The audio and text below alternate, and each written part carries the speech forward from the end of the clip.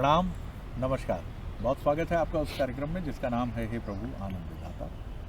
और इस कार्यक्रम में आप अपनी प्रतिक्रियाएं, रिएक्शंस हमें भेज ही रहे हैं।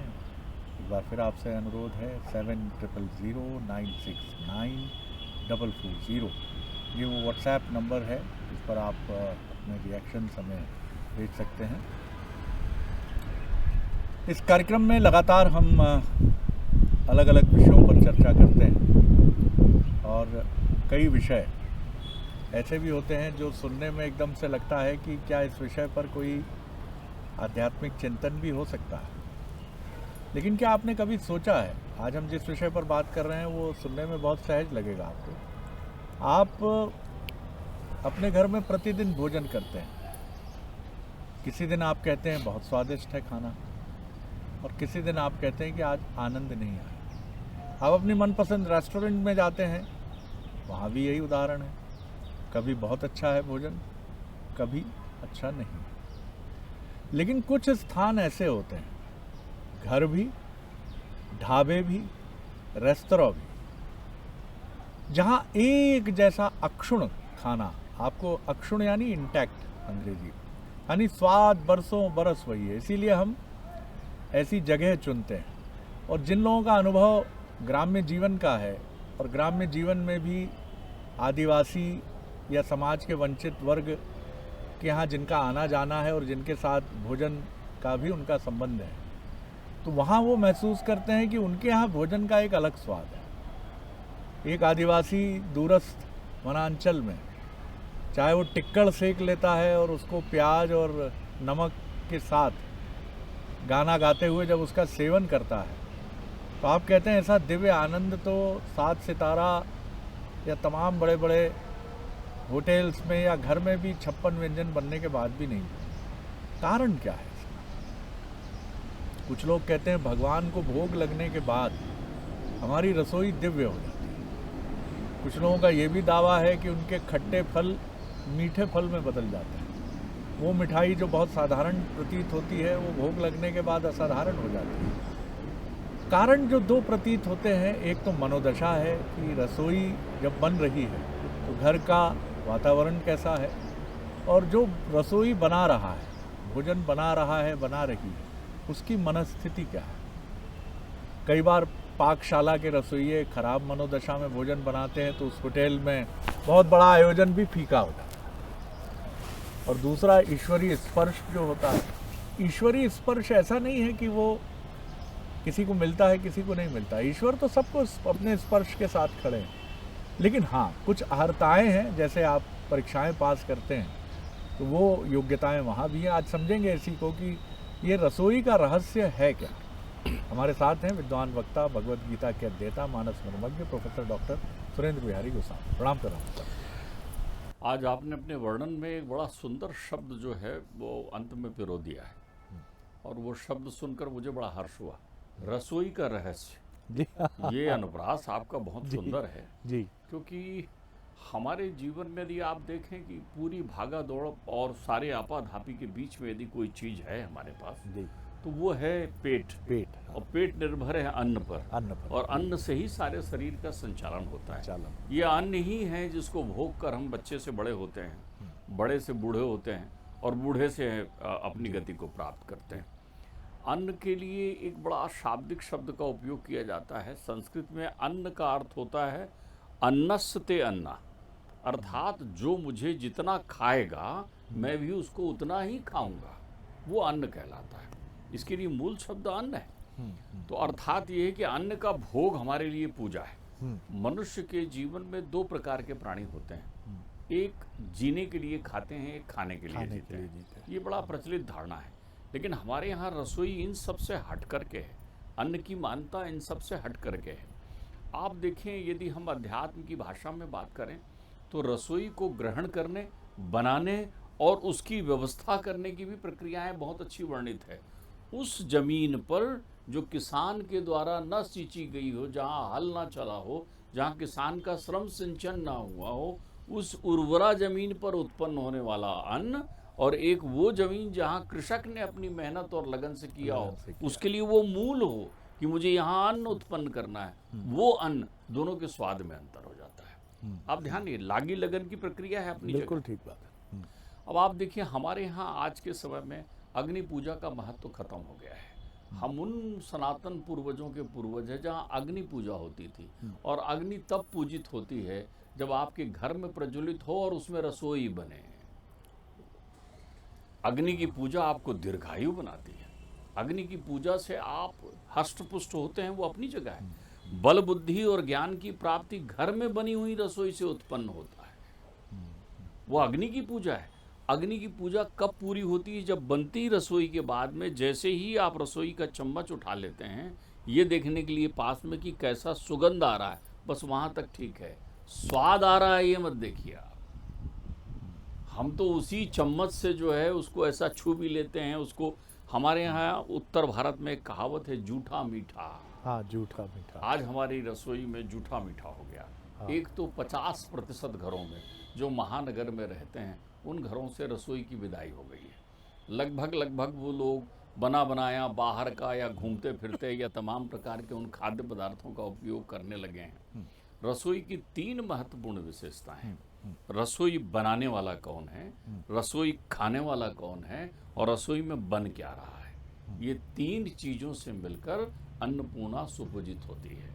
अगर रसोई बनाने वाला घर का कोई सदस्य है तो वो रसोई नहीं है, उसे आप अमृत कहिए। उसे आप अमृत कहिए। माँ बना रही है, बहन बना रही हैं, या पत्नी बना रही है, तो ये रसोई जो है सबसे ज़्यादा पूजित है।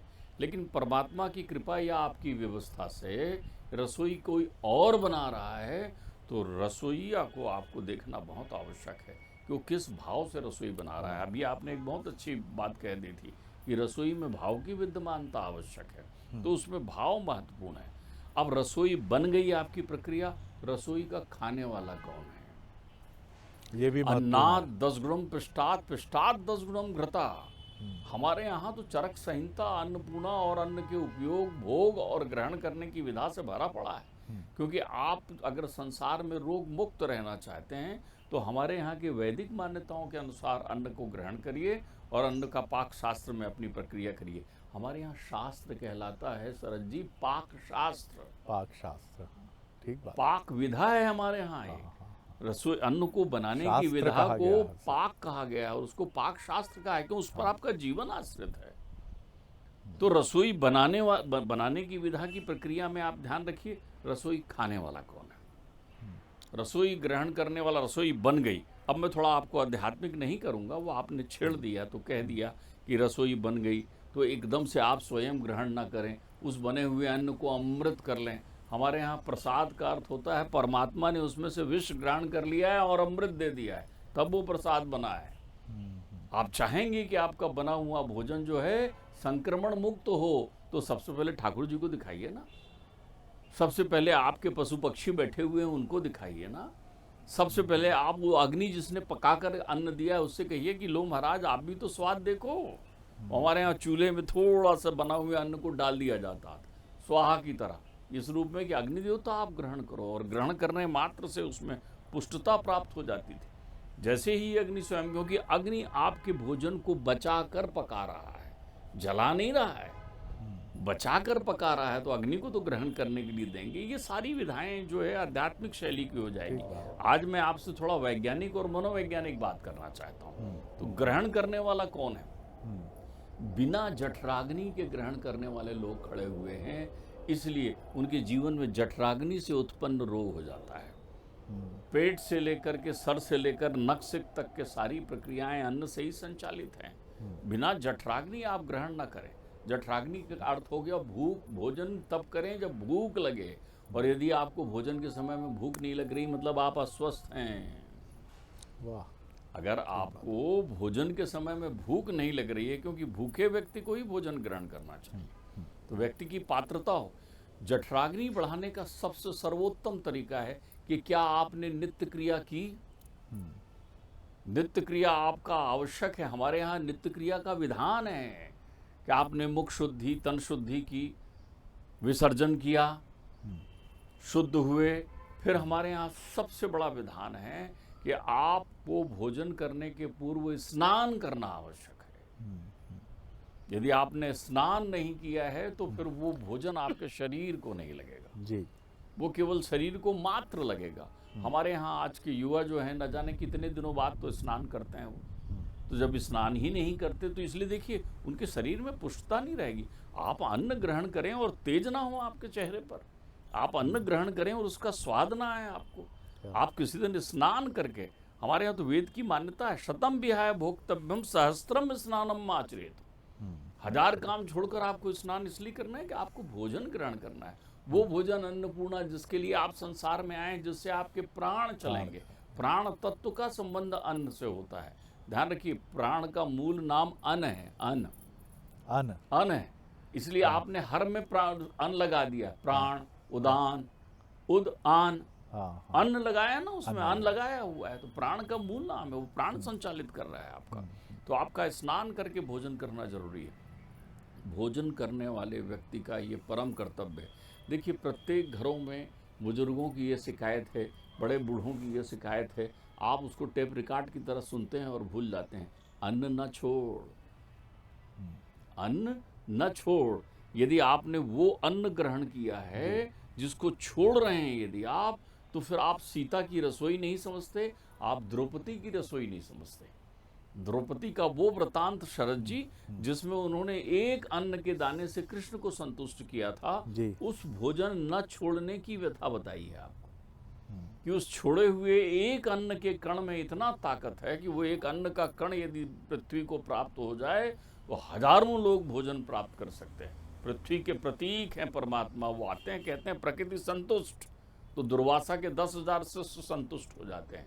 एक अन्न के दाना में अक्षय पात्र कहलाता है वो, जिसमें अन्न बनता है।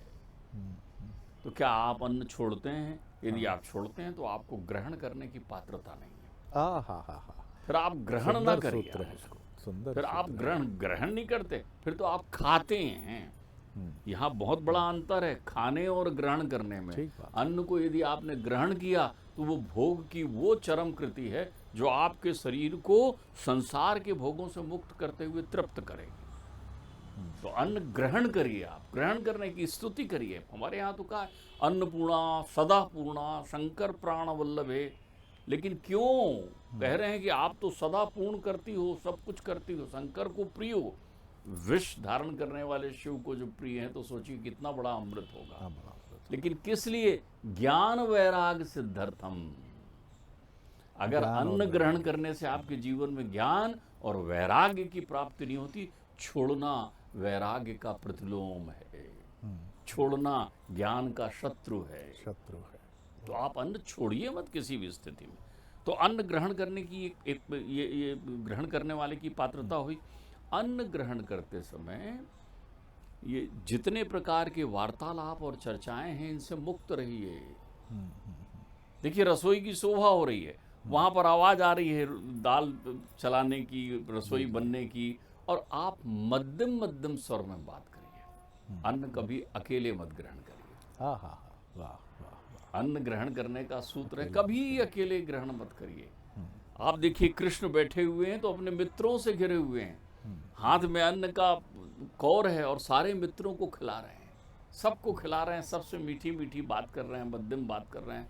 उस समय क्रोध का त्याग कर दीजिए। आपने देखा होगा बहुत सारे लोग ऐसे हैं जिनका भोजन करना मतलब एक बहुत बड़ा तूफान घर में होना।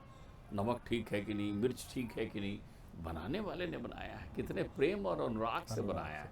शतम विहाय भोक्तव्यम, 100 काम छोड़ देना भैया, नमक ही तो कम है ना। आप भोजन करते समय पूछे ना तो भी आप वाह वाह क्या बढ़िया, कितना सुंदर, कितना मीठा, अच्छा, अरे वाह क्या अच्छा बना है।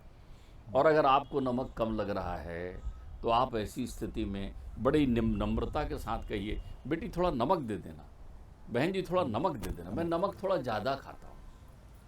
अब आप देखिए, आपने भोजन की प्रशंसा, प्रत्येक शब्द, हर बनी हुई विषय वस्तु की प्रशंसा करिए। उस व्यक्ति को देखिए जो तपती धूप में काम करने के बाद नमक रोटी मुरा कर खाता है, और जितने आनंद से खाता है कि जिसकी सीमा नहीं अपनी पुटरिया खोल करके। तो तुम्हारे पास ईश्वर ने यदि मेज दिया है, अन्न सदैव सदैव अच्छी जठराग्नि और दीर्घायु के लिए आसन में सहज पद्मासन लगाकर ग्रहण करना चाहिए। लेकिन यदि आपने पद्मासन नहीं लगाया है, आप बैठे हैं कुर्सी पर, तो पदत्राण त्याग करके अन्न ग्रहण करना चाहिए। कभी भी भोजन ग्रहण करते समय पैरों में जूता चप्पल इत्यादि नहीं होना चाहिए। स्पर्श बना रहे पृथ्वी का, ये भाव रखिए आप उसमें, तो ये व्यवस्था बनी रहे। अब आप देखिए, आपने अन्न की प्रशंसा की, अन्न आपके लिए 100 गुना ज़्यादा पुष्ट हो गया। कौन सा अन्न ग्रहण करें? तो हमने आप सामने वाले ने पूछा कि गुरुजी हम कौन सा अन्न ग्रहण करें? मैंने कहा अन्न से तुम्हारे जीवन का संबंध है। कितने दिन जीना चाहते हो? दीर्घायु रहना चाहते हो या अल्पायु रहना चाहते हो? यदि दीर्घायु रहना चाहते हो तो सतोगुणी भोजन ग्रहण करिए। अल्पायु रहना चाहते हो तो दुनिया में जो खाना हो वो खाइए। मनुष्य तो भोग ग्रहण करने के लिए आया है, संसार में सब कुछ उसके लिए खुला हुआ है, जो वो खाना चाहे सो वो खा ले। तो अगर इन प्रक्रियाओं में अन्न के मध्य में जल ग्रहण न करें, थोड़ा ग्रहण करें, भोजन मध्य जलम विषम, आपकी जठराग्नि को कम करेगा। मुरा के खा रहे हैं, आराम से खा रहे हैं, ये प्रक्रिया हो गई आपके अन्न ग्रहण करने की। ध्यान रखिए, अन्न ग्रहण के पश्चात क्या करें। देखिए, मैं आपको पिताश्री के द्वारा बताई हुई आपके, बल्कि हमारे हे प्रभु आनंददाता के लोग ये प्रयोग करके जरूर देखें। मैंने तो अपने जीवन में देखा, मुझे बड़ी अच्छी प्रक्रिया समझ में आई। पिताश्री क्या करते थे कि वो भोजन करते थे, उनकी थाली में कोई भी अन्न का दाना छूटता नहीं था, और भोजन करने के उपरांत जब वो हाथ धोते थे तो बढ़िया अच्छे से जल में हाथ धोते थे। उन्हें साबुन नहीं लगाया, क्योंकि सतोगुणी भोजन होता था, इस रूप में नहीं। आपको साबुन से हाथ धोना है, थोड़ा पल रुक जाइए, ये प्रयोग जरूर करिए आप। तो वो उन्होंने अन्न अपना हाथ धोया अच्छे से, खूब बढ़िया पानी से धोने के बाद वो हाथ को पोंछते नहीं थे। जिनको आँखों की समस्या है, जिनकी आँखों में दिव्य दृष्टि चाहिए, जिनको अपने चेहरे पर तेज चाहिए, जिनको ये लगता है कि वो उनका दिमाग बड़ी सजगता से काम करते रहे, भैया चश्मा लगाते हो तो उतार दो, नहीं लगाते हो तो ये करने के बाद हाथ यूँ किए और दोनों हाथों में पूरी ऊर्जा अन्न की है। पूरी ऊर्जा जिस अन्न को आपने ग्रहण किया है उसकी है। आप प्रयत्न करिए कि जितने भी कृत्रिम साधन हैं अन्न को ग्रहण करने के, उसका कम उपयोग करिए, हाथों का उपयोग अधिक करिए। और आपने जैसे ही वो हाथ झटकार के अपनी दोनों आंखों में, जैसे मैं आपको बताऊं इस रूप में, ये यूं मैंने पोंछ दिया, बस एक बार भी कर लिया आपने तो पर्याप्त हो गया। एक बार भी कर लिया तो आपकी आंखों में दिव्यता का समावेश हो जाएगा। आपको उस समय एक बड़ी मिठास सी अनुभूति होगी, आपने स्पर्श किया है उस रज का, उस कण का, उस ऊर्जा का जो आपके हाथों में था। ये प्रयोग पिताश्री के बताया हुआ है। बहुत सुंदर है डॉक्टर साहब। मैं और थोड़ा सा रोकूंगा। जी। जितनी भी रसोइयाँ होती हैं, उन सब रसोइयों में एक नाम बड़ा सुंदर होता है, सब लोग कहते हैं सीता जी की रसोई। तो मेरे मन में संशय हुआ, तो मैंने कहा पिताजी से पूछा ये प्रश्न कि सीता जी की रसोई। अयोध्या घूमने गया तो उन्होंने कहा सीता जी की रसोई, जहाँ देखा लिखा हुआ तो सीता जी की रसोई। मैंने कहा इसकी गूढ़ता क्या है, सीता जी की रसोई? अरे बोले उन्होंने अगस्त मुनि को अपने यहाँ भोजन के लिए आमंत्रित किया था। अगस्त जैसे कुंभज ऋषि संसार में नहीं, एक दिन मैया की इच्छा हुई, राम लला भोजन करते थे, बोलते थे आहा क्या सुंदर बना है। लक्ष्मण जी करते थे आहा माता जी कितना बढ़िया बना है। हनुमान जी करते थे वाह माता जी। उनको लगा ये सब लोग बोलते हैं ये सेवाधारी, एक आध कोई अच्छे श्रेष्ठ संत को बुलाकर भोजन कराऊं घर में तो परमानंद की प्राप्ति हो जाए। तो उन्होंने परमात्मा से कहा कि एक संत को आप मैं चाहती हूँ। तो बोले किसको बुला दूँ?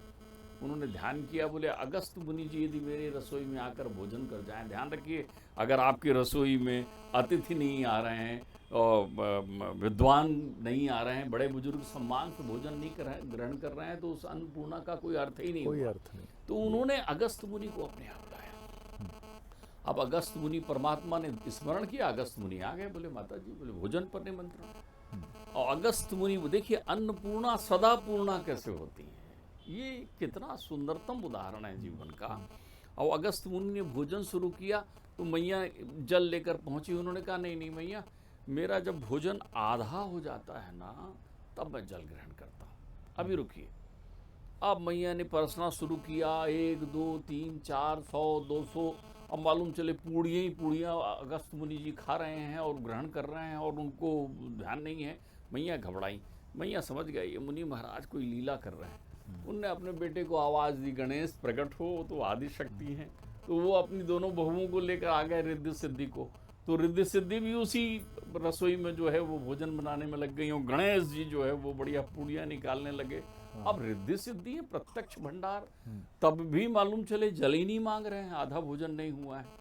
तो परमात्मा राम ने देखा कनखियों से, थोड़ी उदासी पसीना मैया के माथे पर देखा, तो उन्होंने अगस्त मुनि की तरफ देखा। अगस्त मुनि ने कहा जल लाइए। तो जैसे ही जल लेकर के वो आगे बढ़ने लगी, तो मैया सीता ने कहा नहीं नहीं महाराज, जल मत लो, अभी मैं आपको जल नहीं पिलाऊंगी। बोले क्यों? अभी आपका भोजन आधा ही हुआ है, अभी तो आप जल लेंगे। बोले जल तो मैं आपको पिलाऊंगी द्वापर युग में। बोले कैसे मैया? बोले तब जो है संवर्तक मेघ जब गिरिराज पर 7 दिनों तक हाथी के सूंड जैसी बरसात करेंगे और जल गिरेगा, तो वो जल कहाँ जाएगा? महाराज आप पी लेना, क्योंकि आप तो समुद्र पी लेते हैं। ये सीता की रसोई है जहाँ अगस्त ग्रहण करते हैं। तो तुम्हारे यहाँ भी ये रसोई हो। हर व्यक्ति को अपने घर में सायंकाल के समय में अवश्य अग्नि की पूजा करना चाहिए। प्रातः काल अग्नि, अच्छा स्वपाकी बनिए। मैं इसमें किसी होटल या इसकी आलोचना नहीं कर रहा हूँ, मुझे कोई लेना देना नहीं है, लेकिन मैं कहता हूँ अगर आप अकेले हैं तो आप भोजन बनाना क्यों नहीं सीख रहे हैं? क्यों नहीं आप स्वपाकी व्यवस्था में जुड़ते हैं? ऐसा अमृत लगेगा, आप स्वस्थ रहेंगे, प्रसन्न रहेंगे, आपके चेहरे पर तेज रहेगा, और आप अपने घर का भोजन ग्रहण करेंगे। बहुत सुंदर बात है।